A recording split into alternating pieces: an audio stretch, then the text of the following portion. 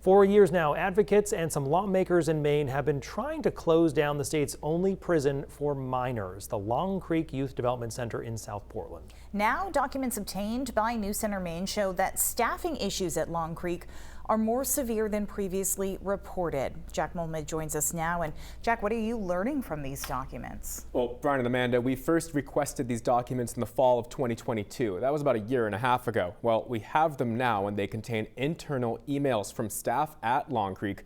We know the staffing shortage has been significant there, with the prison operating with around 30 or so open positions. But now we're learning about serious concerns expressed by workers back in 2022 regarding operations at Long Creek and about how the kids inside say they were affected. I first went there when I was 15 and I got committed for 2 years. Elijah Colon says he was incarcerated at Maine's only youth prison 2 years ago. And the second time that I had gone in, there was a lot of new faces, and he says staff turnover was high and kids he stayed with did not trust the new correction workers coming in. And it's an unfamiliar face telling you what to do all the time, and it's like you're not too close with them. Like, I guess a lot of the kids there would feel the need to retaliate. Internal documents obtained by News Center Maine show there was a, quote, major disturbance and, quote, attempted escape by a youth at the prison. And to Elijah, this was a reaction to the staffing crisis. I actually got a front row seat of that through my little window. More than 1,000 pages of emails obtained by our newsroom sent between the fall of 2021 and May of 2022. They reveal dozens of use of force incidents against children. But because of Maine law, most of the incident details in the documents we obtained were blacked out. What we do learn is how often they happened. From January to April of 2022, 60 use of force incidents against children happened. The documents also show us the number of times juveniles attempted or did hurt themselves. That number is 37. Like I said, staff were not watching fights. There was so many self-harms. So many people almost committed suicide.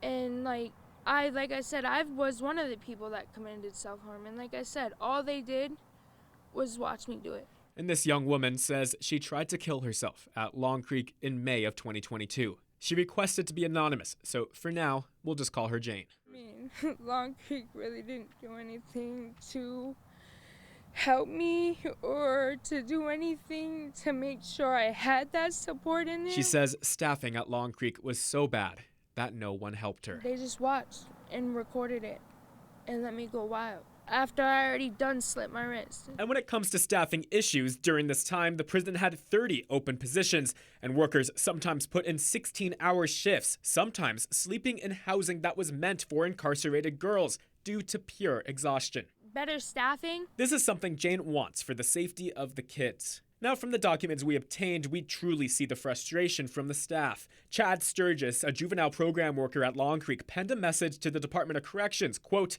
"We will not make it through recruitment alone.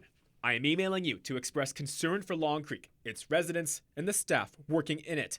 He suggested releasing kids who could safely return to the community. One high-level staffer replied to this email saying, "I am deeply concerned, to say the least." It's not good for the kids that haven't been in there. It's not.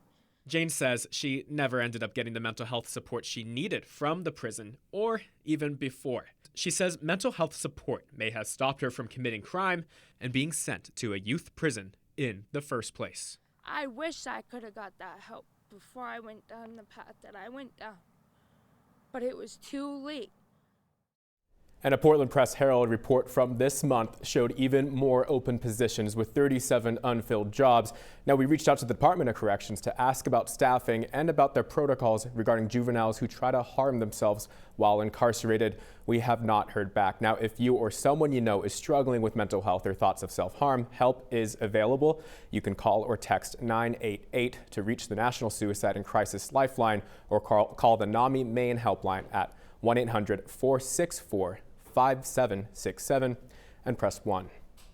Jack, thank you.